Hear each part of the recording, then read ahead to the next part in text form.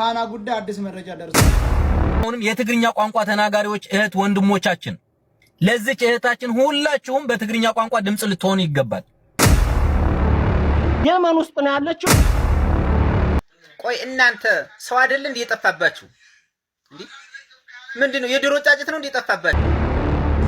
ሃና በህይወት መኖሯን የተረዳን ነው። ስለ ሃና በጣም ብዙ ሰዎች የማይሆን ነገርና የማይባል ነገር እያላችሁ ስለሆነ ያለውን እውነት ያው እኛ እዚህ ጋር ያለነው አብረናት የመጣነው ስለሆነ ያለውን እውነት እኛ እንነግራችኋለን። ጭንቃም ማላጇ ወላይተ እግዝእትነ ማርያም ቅድስት ኪዳንበት በዛሬው ቀንሽ በለተቀን ይችል ከታሰረችበት ጉድጓድ መንቀረሻ ውጭልን እንደሚስት አድርገዋት በቃ ወደዛ አትልም። እዛው እነሱ ጋር ታግታለች።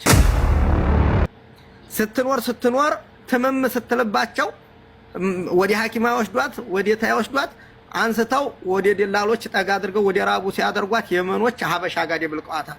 አሃውሽ ወስደው እዛ ስቱዲያ ያን ቀን እይታድርጓታል። ሲጠይቃት ምን ሲላት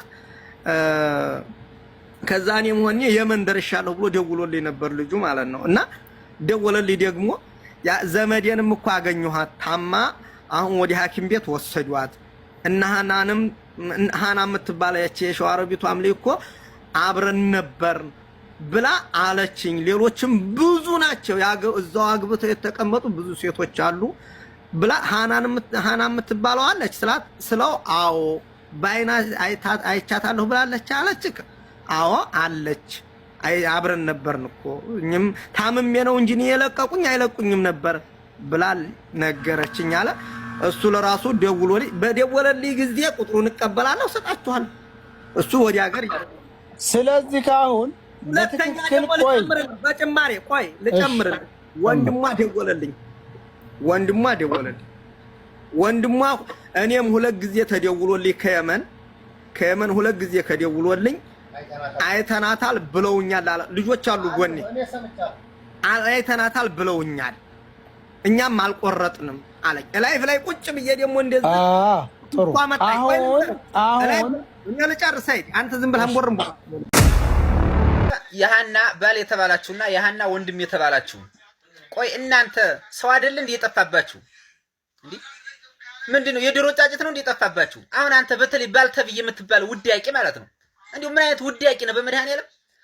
አንተ ከጠላት ጋር ጅዳ ላይ እየተንሸራሸርክ እንዴ የድሮ ጫጭት ነው እንዴ የላከው? የድሮ ጫጭት ነው እንዴ የጠፋብህ? ሰው እኮ ነው የጠፋብህ። ገባ ባለቤትህ እኮ ነው የጠፋች። ሃና እኮ ናት የጠፋችው። አንተ ጅል፣ አንተ ወንድሟ የተባልክ ውዳቂስ እንዴ ያገርህ ሰው ሲያሳግታት አፈር ብላና ጌቴ ያገርህ ሰው እኮ ነው። ቢያንስ እንኳን እዛ ደውለህ እንኳን የሆነ ነገር አትፈጥርም እንዴ? ምን አይነት ወራዳ ነው? ገንዘቧን ሽምጥጥ አድርገህ ለመብላት ድምጥን አጥፍተህ ዝም ትላለህ። አሁን ወራዳ እንዴ! አሁን አንተ ይሄ ኢመች የምትባል ሌባ መያዝ አለበት በቃ በጥቅሉ ማለት ነው። ሲቀጥል ደግሞ ይሄ ትግሬ ተክለ የሚባል ትግሬ የአማራ ልጆችን ጭፍጭፍ አድርጎ የጨፈጨፈ ሌባ ነው። ገባ? የአማራ ልጆችን ሴቶችን እያገተ እያሳፈን እያስረገዘ የሚሰድ ተክለ የሚባል ትግሬ ነው። እንደምትሰሙት ያፈኗት ሰዎች ተክላ የሚባል ሰው ነው እያሉ ነው። እዚህ ኮሜንት ላይ ነው እያዩ ያለሁት። ኦኬ። ስለዚህ ሁላችሁም በትግርኛ ድምጽ ሁኑ። እቺ እህታችን የኛ እህት ናት። ኦኬ። እህት ካለች ከእናት ማህፀን የተወለድክ የሰው ልጅ በሙሉ ይቺ እህት ያንተም እህት ናት፣ ያንተም እናት ናት። ኦኬ። ሚስትህ ሴት ልጅ ናት፣ እህትህ ሴት ልጅ ናት፣ እናትህ ሴት ልጅ ናት። ስለ እናት የምትጨነቅ ስለ እናት የምታስብ ከሆነ የሴት ልጅ በደል የሴት ልጅ አፈና የምትቃወም ከሆነ ሁልህም በምትችለው ቋንቋ በሙሉ ድምጽ መሆን መቻል አለብህ። አንዲት ሃና አይደለችም የታፈነች፣ ሚሊዮን ሃናዎች ናቸው። ስንቶች ድምጻቸው ሳይታወቅ ሃና ሞቱ ተብለው ኦኬ አስክሬናቸው ሳይታይ ማንም ሳያቅ ሞቱ ተብለው መርዶ የተነገራቸው ቤተሰቦች ስንቶች አሉ። እነዛ ራሱ እዛ ታፍነው ቢሆንስ ማን ያውቃል? ድንበር እኮ ስንት በደል እኮ እንሰማለን፣ ስንት ነገር በየጊዜው። እንደዚህ አይነት በደል ግን ሰምቼ አላውቅም። ሰው እንዴት በራሱ ዜጋ ላይ እንደው ብዙ ነገር እኮ ትሰራላችሁ እኮ ድንበር ላይ ቁጭ ብላችሁ እኮ ብዙ ወንጀል እኮ ትሰራላችሁ። በተለይ እሺ ከኢትዮጵያ ወደ ሳውዲ የሚገባማ ምሽዋር ልናስልክ ነው ምናምን ብላችሁ ብዙ ነገሮችን ትሰራላችሁ፣ ብዙ ወንጀልን ትሰራላችሁ። ከሳውዲ ወደ ሀገር ቤት የምትመለስን ምስኪን ሴት አፍናችሁ እንደው ትንሽ ማለት ህሊና የሚባል ነገር አንዳንዴ እኮ የሰው ልጅ ሆነ ስትፈጠር እኮ ገንዘብ ጥቅም ምናምን ሊደልልህ ይችላል፣ ሊያሸንፍም ይችላል። ግን ሰው ሆነ ስትፈጠር እንደ ሰው ማሰብ እንኳን ትንሽ አይቻልም? እንደው እግዚአብሔር እኮ ሰው አድርጎ የፈጠረን እኮ እንደ ሰው እንድናስብ እኮ ነው። ህሊና የሚባል ነገር እኮ አለ። እንዴት አድርጋችሁ ነው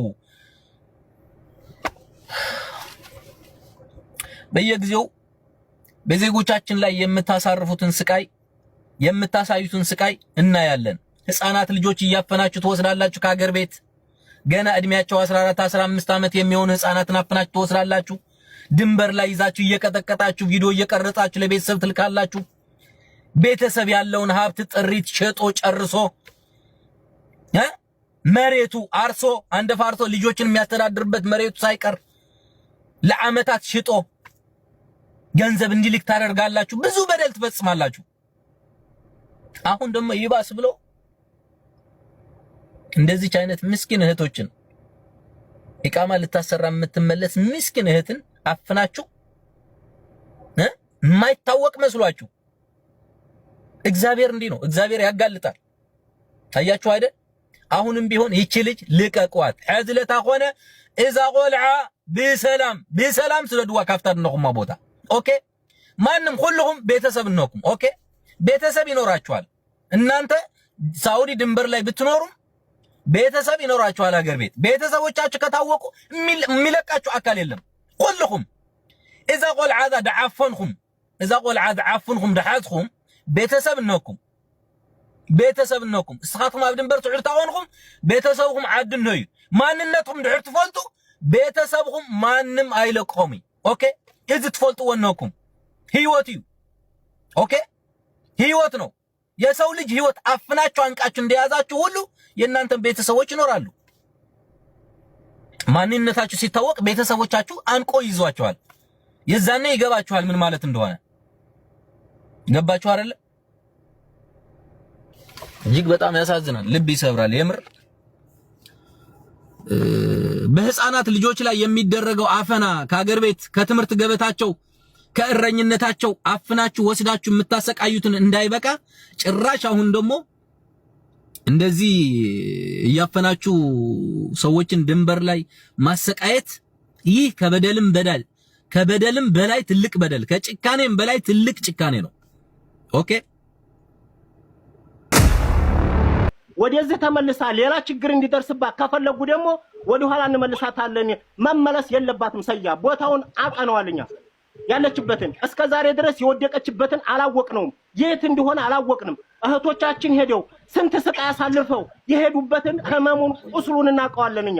ቤተሰቦቻችን በዛ ሄደው የመጡ ሰዎች እኛ የሄድንበት ልጆች እናቀዋለን ህመሙን ስቃውን። ስለዚህ ያለው አማራጭ ኢትዮጵያ የሶስቱም ቤተሰቦች እንዳለ ዘመድ ያዝማዳቸው አንድ ሰው ሁለት ሰው አይደለም እሳቱ እንዲገባቸው ቁስሉ ህመሙ እንዲገባቸው የነዚህ የሶስት ሰዎች ቤተሰቦች መያዝ አለባቸው። ሰያ ይሄ ነው የኔ ያለኝ ሐሳብ። በቃ የሚመጣው ቀጥታ ውጤታማ የምንሆነው በዚህ መልኩ ከሰራ ነው። እታች ያሉ ልጆች እናረጋዋለን ያላችሁ ከአሁን ሰዓት ጀምራችሁ እስኪ ተግባራዊ አድርጉትና እንኳን እኛ ደውለንላቸው አይደለም በራሳቸው እየደወሉ ደም እንባ ያለቅሳሉ። ልጅቱም የህይወቷ ዋስትና ያለው ከሰዎቹ ቤተሰቦች ላይ ነው። በቃ ከሶስት ሰዎች ላይ ባሏ ራሱ አንድኛው አቃጣሪና የ25 ብር ካርድ አይደለም እንኳን ለሚስት አይደለም አንድ ቀን ላፈቀርካት ሴት የ100 ብር ካርድ ታጣላታለህ እንኳን ለልጅህ እናት አይደለም። ሰይድ ወረባቦ በዚህ ልክ ካርድ እያወጣ የሚቀጠቅጠው በሚዲያ ላይ ነው የሚያውቃት አይደለ? በሚዲያ ቆይ አንድ ጊዜ ሰያ በእናትህ አንተ ይሄን ሁሉ ዋጋ እየከፈልክ ያለኸው አይውልህ ሰያ አንተ ይሄን ሁሉ ዋጋ እየከፈልክ ያለኸው በሚዲያ ነው አይደል? የምታውቃት ይችል ልጅ ሰውኛ ተሰምቶ ነው አይደለ? እንዴት ነው በዚህ ልክ የሚደነዝዘው? እንኳን የልጅህን እናት አይደለም እንኳን አብርሃት እየኖርክ አይደለም ብትፈታት ራሱ ለልጅህ ስትል እናቷ እንድትኖርላት ማድረግ አለብህ እንጂ በዚህ ልክ እንዴት አባቱ ነው የሚቀልደው? ሰያ እንዴት ነው በሷ ህይወት የሚቀልደው? ሸጧታል እኮ ማለት ነው። በሷ የሆነ ነገር ተደራድሮባታል እኮ ማለት ነው። ሚስቴ ያለ እሱም ጋር ያስቀመጠው ምን አለበት እሱ ነገ የሆነ ጌታውን የሚባለው ጓደኛው ስለሆነ ጌታውን እኮ ከኔ ጎን የሚቆም ነው እኮ አለ። ጌታውን የሚባለው ጓደኛው ስለሆነ በቃ እሷ እንደሞተች በደንብ አድርጎ እንደሞተች ነው ለባልዩ በቃ የነገሩት። እና ካርድ የለኝም ያለው እሱ ሳይሆን የጌትነት የሚባለው ነው ካርድ የለውም ያለው። እሱማ እየደወለ ነው እንግዲህ ሃና ጋር የነበረችው ልጅ ሃና የሆነ ነገር እንዳለቻት ለልጁ ነግረዋለች። ልጁ ደግሞ ለልጅቷ ነግሯታል። ልጅቷ የተባለችውን መታ ታብራራልናለች። ምክንያቱም ያቺም ሃና ጋር የነበረችው ልጅ የመን ውስጥ አስፈላጊ ያልሆነ ቦታ ናት። ልጁም ኢትዮጵያ ነው መሰል ያለው። ይሄ ግን ሶስተኛ ወገን የተነገራት ግን እውነቱን ልጁ ያላት ይዛ መታ ታስረዳናለች። ልጁ ቲክታክ ተጠቃሚ ስላላደለ ነው። ሃኒ ለቤተሰቦቿም ያለችው ነገር እንዳላት የሚያመለክት መረጃ ደርሶናል። ሃኒ በህይወት ለመኖሯ 100% አረጋግጠናል። 10 ሰዓት ላይ እንወያይበታለን። በመጨረሻም ለመላው የኢትዮጵያ ህዝብና ለማህበራዊ ሚዲያ ተጠቃሚዎች በሙሉ ሃና አልሞተችም የሚሉ መረጃዎች መውጣታቸው የተስፋ ጅማሮ እንጂ የጉዞ ፍጻሜ አይደለም። ደስታችን ሙሉ የሚሆነው እህታችን ሃና በአካል ተገኝታ ነፃነቷ ተረጋግጦ ወደ ቤተሰቦቿ ስትመለስ ብቻና ብቻ ነው። እስከዛው ግን ለሃና ሁላችንም ድምጽ መሆናችንን ልናቆም አይገባም። በሳውዲ ድንበር አካባቢ በዜጎች ላይ የሚፈጸመው ይህ አሰቃቂ የእገታ ተግባርና የሰዎች ዝውውር ወንጀል ዓለም አቀፍ ትኩረት እንዲያገኝና ሃናን ጨምሮ ሌሎች የዚሁ ጥቃት ሰለባዎች ሁላችሁም የፍትህ ድምጽ እንድትሆኑ በፈጣሪ ስም ማጸናለሁ።